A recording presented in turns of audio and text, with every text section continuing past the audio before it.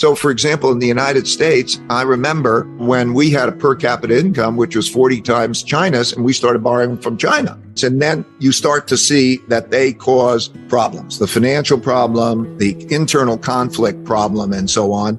And then the type of fighting that we're talking about. It's so interesting because in the mid 1600s, there was 30 years of war. They call it the 30 Years' War in Europe. And they just kept beating. And that is when they invented countries. Before then, there were no boundaries. And what mattered was power. And if you wanted something that the other guy had, you'd go get it and he'd do the same with you. And there was this constant fighting about things. And then in the 1600s, they were fighting about religion too. You know, there's the religious Reformation and the others, which also had to do with power because the church was powerful. So they invented countries as we know it with boundaries, and you determine what goes on in your borders and so on. And of course, for the next 100 years, there were hardly any wars. But when the time comes, there's no universal legal system. There's no universal policeman. So if you don't have a universal legal system, there have been attempts at that with the United Nations or what before that, the League of Nations. They attempted that, but power rules. And so you're going to have tests of power. It'll come down to tests of power. A very big leading indicator is the relative level of education. And those that have more educated population, and you could see the numbers rise, you could see education levels in one country or another rise or decline in these charts. So you could see how is the United States in its education and how are other countries, and is that gap improving or worsening? Because education levels are very indicative of well-being and economic behavior. World War II ended in 1945. The United States won World War II dominantly. It became the richest country in the world, having 80% of the world's money and a dominant military. It had a monopoly on that, and it accounted for half the world's economy. And so it set the rules. It's the reason why the United Nations is in New York and the IMF and the World Bank are in Washington, D.C. It was the American world order because it was dominant power. Now, when you are in a dominant power, also these wars are sort of great equalizers.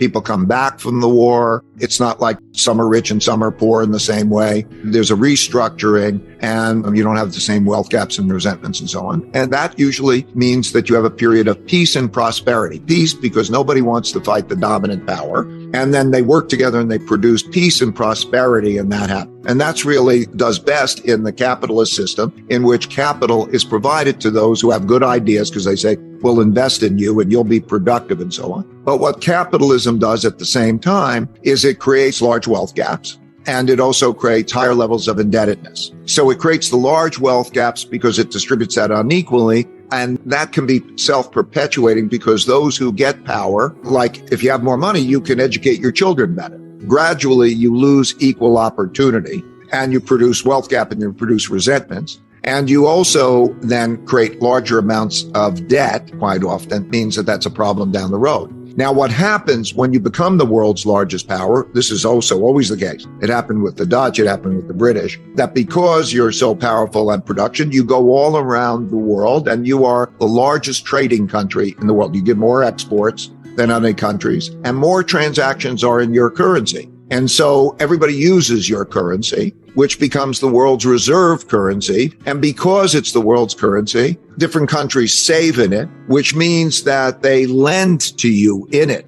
And that increases your debt to foreigners because when they hold a bond or they hold cash in that, they're lending it to you to get the dollars back in the future. And so that is also one of the ingredients of making a top. There are the wealth gaps, there's that. And then there's also a change in generations and generation psychology. The greatest generation, in a sense, are those who fought through the war, appreciate basic things, you know, that kind of a thing. And then what happens is when you're on top, you become more expensive and quite often more decadent. I mean, you might spend on things that are not good investments and don't last very long or whatever, you know, for entertainment at the sake of buying. And it doesn't mean that you'd win a war. If there was a war in Europe, everybody'd be a loser. And there are different types of wars, cyber wars, as well as military wars and the like. What we're now having is a situation where there is that rivalry that could be good, healthy competition. However, history has shown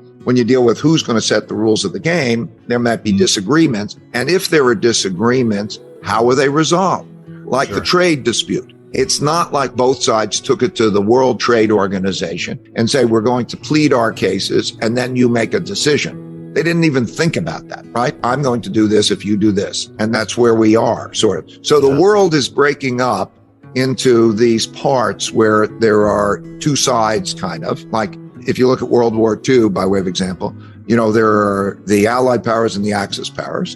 And then they're in Europe and in Asia. And there are different alliances in Europe than there are in Asia, because each has their own interests. And it's developing that way. So when you take the Ukraine, that's more aligned with the other side, let's call it the Axis powers, which are the challengers to the United States and to some extent the NATO powers. And you have that conflict. And you could see in a number of statistics or actions how the sides are lining up. Like, for example, they just ask, are you going to apply the sanctions or not? Are you going to do this and that? In the United Nations, did you vote against Russia or not? And so on. And you could see all those things and you could see how the sides line up. For example, India lined up with Russia. So you could see how this is lining up.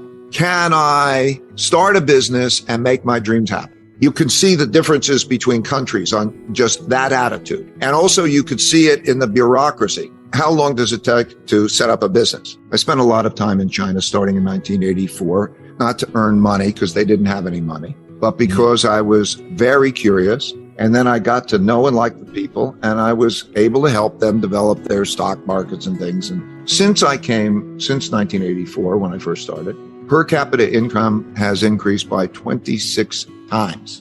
The poverty rate, measured by hunger, went from 88% to less than 1%. And life expectancy increased an average of 10 years. And so what has happened is they have become a roughly comparable power of the United States, in some ways a bit ahead, in some ways a bit behind, and so on. And that's in most things. If you talk about a military, is it in that region? Is it of that type? Or is it another type or something? But it's comparable. I think that there's better than an even chance of a bad stagflation because of the dynamics.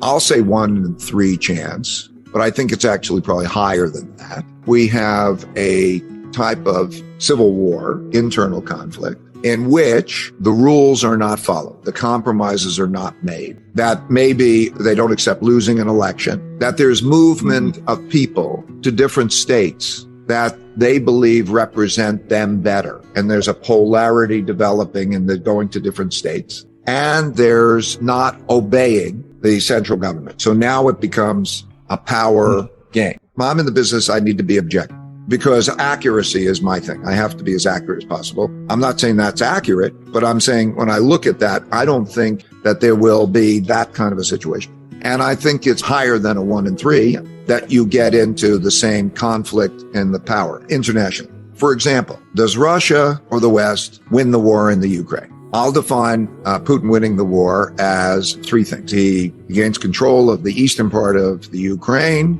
Russia's economy is not devastated by sanctions, and he remains in power. And let's say, for example, he can attend and Russia attends the next G20 meeting. So that's him winning the war because in the beginning of that, it was worth his cost. He wants a neutral Ukraine or an aligned Ukraine, but he's not going to probably go and get that. Now that's him winning the war. That's also kind of the West losing the war. But if he loses the war, he will probably escalate because war is now being played as a on the ground armies to armies and with sanctions. But he has other weapons. And rather than go down, he will probably escalate. And there are other issues globally. For example, you're seeing these alliances work out and the United States, for various reasons, sort of pull out of the Middle East and you're seeing China more move in. And so these tensions exist and power exists. There are more countries that have nuclear weapons now than there were. So if I say that there's a 1 in 3 chance of some kind of a military confrontation, that scares the hell out of us, or that is extremely, I don't think that sounds too high. I think it's larger than. So that means we're headed for some risky times because any one of those things is not normal. It's pretty bad. If everybody worries, they don't have to worry.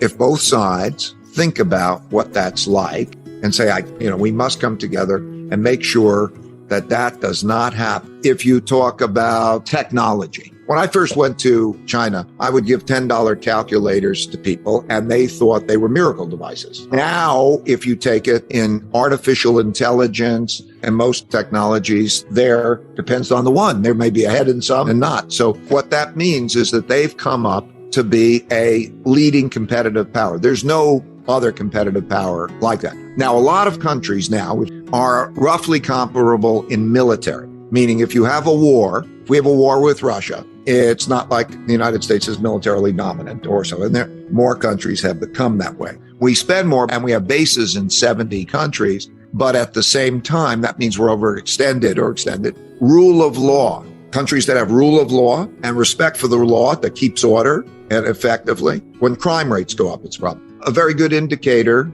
is corruption levels. There's a corruption index that all countries have. You can see how it changes. And as it goes up, there's a negative 52% correlation with the growth of a country and its corruption over the next 10 years. Like if you look at Russia, I'll give that as an example. It's blessed with the greatest natural resources of any country in the world. The value of its natural resources are 40% higher than the next highest country, which is the United States. And it does a pretty good job of having an educated population. It's not heavily indebted and so on, but it's cultural issues in terms of these things like corruption. Also, there are measures of bureaucracy versus efficiency. Lots of measures of attitude.